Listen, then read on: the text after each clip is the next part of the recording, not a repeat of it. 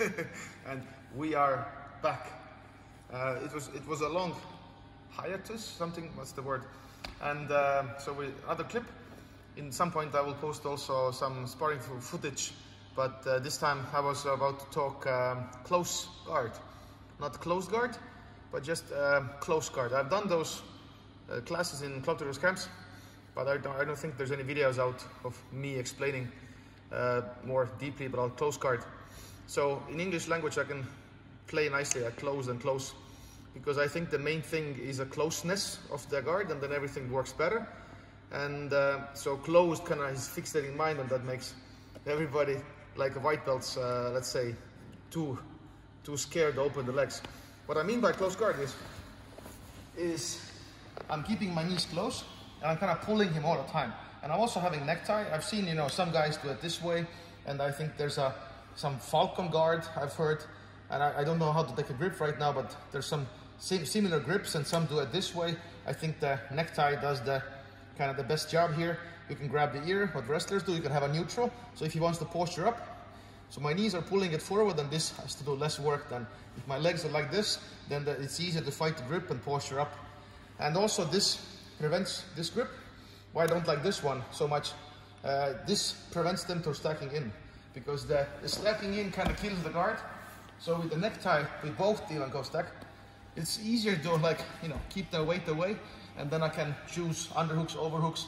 And another thing is also attacking here is easier. Let's say if you like do regular armbar, Ronald has right now like toes on the mat. It's super weird to do arm bars usually. If they're posture up, you have to kind of get the elbow, and then they have to pretend they give me this and elbow is here, and then I go different arm bars. But if I keep their weight forward with the knees, go pull. And they're in a weird distance anyway, and now maybe pit stop, maybe something else, but they're already like available here to do arm bars. And my guard has to work against going uppers and going downers. What's the English word? Yes. So it has to be both, you know. So I find that like regular stuff, if I do this, it kind of prevents them from going up maybe, and you get too used to it. So I don't mind this. But if Ronald puts the gi on, right now, I will show kind of like even X chokes, they kind of work better, I think. And let's say usually it's this way. Maybe you teach, you know, sort of beginning version. It's kind of weird to always break them down and get the choke. If they're already here, and there's ways to keep them there, you can have like a judo grip here, you know, and then already from here, and then you set up everything. And also if they posture up, in most cases, I would teach everybody to like open the legs, get 2-on-1 maybe, or if they posture up, get the butterfly, because in a way I already lost the position. Yes, there's ways to, I guess, break them down and stuff, but also, let's say if they have a close guard, like I think in previous videos I've said, it's still not ready, but there's weird mechanics here. If they squeeze, I can open the legs with one arm, and if I have the double arm, actually it's easier, because I find if I teach this and hold on to this and then break the posture, I feel I put beginners in an unnecessary risk, because from here, if they want to open up the legs now, go, legs open, go. They're in danger right away, because I usually get the legs. And there's cases also when people stood up from here and put the legs over and full leg locks. So I find if somebody's in bottom, and if I get my posture up, I teach them to right away open up, have 2-on-1, sit up stuff. So right away leading with grips or sit up. So I find it's, in competition, I think 10 seconds left, you want to stall, you want to get something going, why not?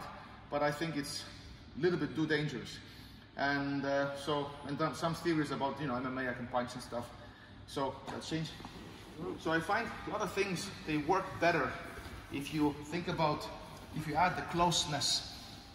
Guillotines, I've gotten way more guillotines here, a lot of chokes. So like MMA guard are doing these overhooks and everything. So everything kind of works better if the essence is closeness. If they sit up, I can go with them, you know, I can do this. So only reference point is they're close. And then if they're close, then I don't fixate people on closed legs, because then I have to use hooks behind. Then I have hooks, you know, here. Then I have hooks on the hips and also hooks under. So with closeness, I can explain like 4 leg positions, and also butterfly guard happens from here, all those things. So I find if you just say closed guard, you're so fixated on closed legs, and then it's usually beginners are very afraid to open the legs and play open guard. And also I think trick question always, I ask this in seminars, like if you ask people what is more fundamental, that closed guard or open guard, a lot of people actually say closed guard. But if I ask this way, same question but a different way, without what guard you cannot play, then the open guard becomes more fundamental. So in my head, and also what I promote is, there's only open guard, and the Riva, spider, close, and everything else is an exception of that guard. And if you know what I promote also as a grilled chicken, and so this is kind of the open guard position we promote. So everything else is just closed guard. It's just the distance is different, and now I'm here, or legs I'm here, or I'm playing this. So in a way, I'm saying that actually open guard seems to be way more fundamental, and good closed guard or close guard is programmed into the Jiu-Jitsu, and having this pull allows me to explain many things better right away, and it applies also to MMA, I would say, if you watch what Gracie's kind of the fundamental self-defense curriculum is and all those things. So it kind of just wanted to say, like, give you like food for thought, and so that was it. Thank you, Jane, for filming, and see you guys later.